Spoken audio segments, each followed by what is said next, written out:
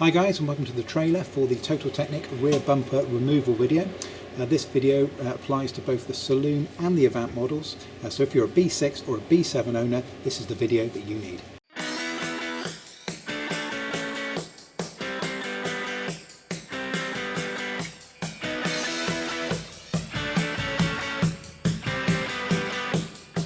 So for the rear bumper removal on the B6 or B7 platforms, it is fairly involved. There's quite a lot of strip down work you've got to do to access the various fixings.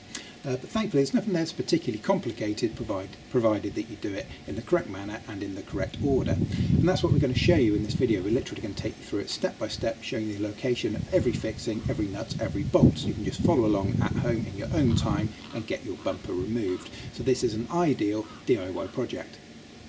Now, as I mentioned before, although it's not particularly complex, it is quite involved. So there's quite a lot of time involved in actually getting your bumper removed, which is fine if you're doing this at home, you've got all the time in the world. However, if you take your car to a garage to have this work undertaken for you, they're going to be charging £50 or $50 plus per hour of labour. So you're going to walk away with quite a hefty bill if you get a garage to do a rear bumper removal for you.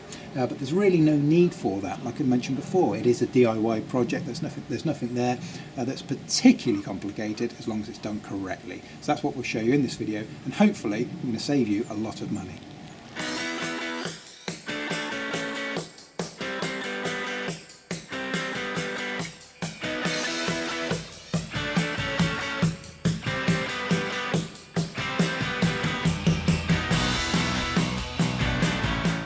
So that's it guys, thank you for watching.